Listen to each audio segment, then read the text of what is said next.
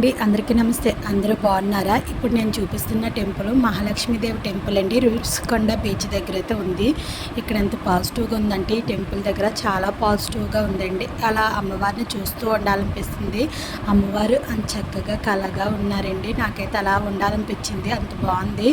మనకి ప్రశాంతత కావాలి, ఒక పాజిటివ్గా కావాలంటే ఈ టెంపుల్కి వెళ్ళి ఒక 5 మినిట్స్ కూర్చుంటే చాలండి. అంత నమ్మకమైన అమ్మవారు ఇక్కడ ముగ్గురు అమ్మవారు ఉన్నారండి. సరస్వతీదేవి, లక్ష్మీదేవి, అలాగే దుర్గాదేవి. ఈ టెంపుల్ కూడా అమ్మవారే స్వయంభూగా కళ్ళలో కనబడి కట్టమన్నారండి. అందువల్ల ఈ టెంపుల్ కూడా కట్టారంట. పంతులు గారు అయితే చెప్పారు, నాకు అడిగాను. ఇంక ఇక్కడ అమ్మవారికి అయితే కుంకుమ పూజ కూడా చేస్తున్నారండి. టికెట్ 60 రూపీస్ అంట. అష్టోత్తర నామాలతోటి చాలా బాగా చేశారండి పంతులు గారు అయితే. ఇంకా చాలా ప్రశాంతంగా ఉంది ఇక్కడ చుట్టూ. ఇంకా కొండలు, అలాగే బీచ్ కూడా కదా, ఆ వ్యూ వల్ల ఇంకా పాజిటివ్గా ఉంది. ఇంకా వెంకటేశ్వర స్వామి టెంపుల్కి కూడా వెళ్ళామండి.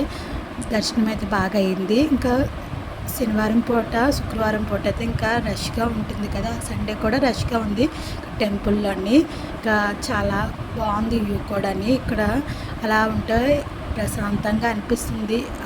ఆకాశం ఇంకా సముద్రం కలిసినట్టుగా అనిపిస్తుంది పైనుంచి చూస్తే. ఇంకా అక్కడి నుంచి బీచ్ కూడా వెళ్ళామండి. బీచ్లోనైతే పిల్లలు బాగా ఎంజాయ్ చేశారు. ఇంకా వినాయకులు నిమజ్జనాలు కూడా చేస్తున్నారు కదండి. ఎన్ని వినాయకులు వచ్చారో నిమజ్జనంకి. మా పిల్లలతో అవి చూసి బాగా ఫుల్గా ఎంజాయ్ చేశారు. ఇంకా మా చిన్న పాప అయితే ఇసుకతోటి ఇల్లు కూడా కట్టింది. చిన్నప్పుడు మేము కూడా బీచ్కి వెళ్తే చాలండి ఇసుకతో ఆడేవాళ్ళము ఎంచక్కగా. ఇంకా బాగుందండి రుషికొండ బీచ్లోని. చాలాసేపు ఆడుతున్నారు మా పిల్లలైతే.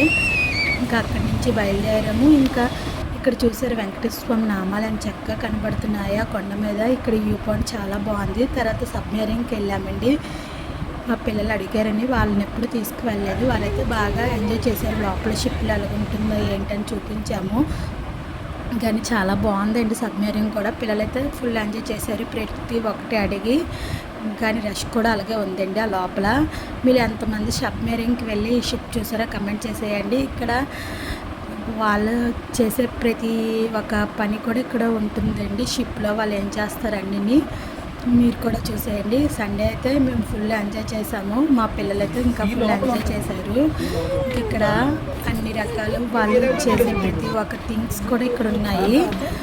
యూజ్ చేసే వెపన్స్ ఏంటి, ఇంకా వాళ్ళ పెట్స్, ఇంకా వాళ్ళ ఫుడ్ స్టోరేజ్ ప్రతి ఒక్కటి ఉందండి. బాగా పిల్లలైతే బాగా ఎంజాయ్ చేస్తారు చూసి. ఇక్కడ నుంచి కూడా బీచ్ అయితే బాగా కనబడుతుంది. అక్కడి నుంచి అయితే మేము రెస్టారెంట్కి అయితే వెళ్ళాము. నా వీడియోస్ కానీ నచ్చితే లైక్ చేయండి, సబ్స్క్రైబ్ చేయండి, కామెంట్ చేయండి, ప్లీజ్ సపోర్ట్ చేయండి. Bye bye.